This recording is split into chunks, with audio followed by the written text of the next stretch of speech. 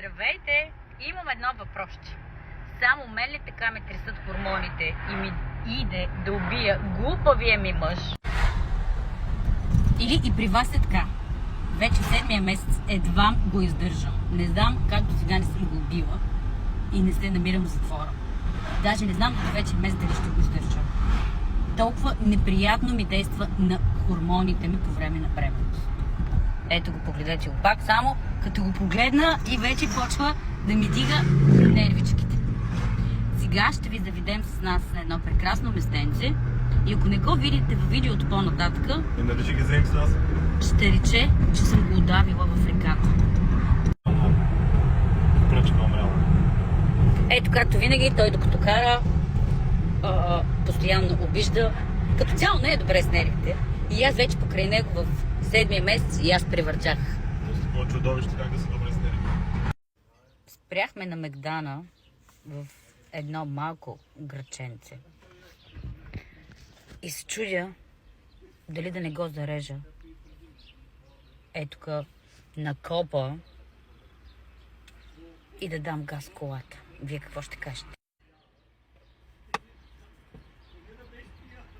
Викам да взема го зарежа на Мегдана. Все още е жив, но тъй като не мога да ям нищо сладко и съм на диета. Представете си какво ми е в селския коп. Съзалих го и не го зарязах. Съзалих го. Ето го. Все още е в колата, не го зарязах на Мегдана. Пък как да се успокоя, си хапвам пиячите.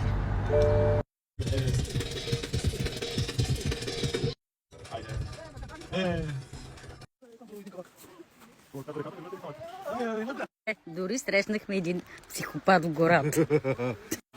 И ето прекрасното местенце, където ще си направим питник. Тук смятам, че преспокойно мога да го отдавя и да го засиля в потечението в реката.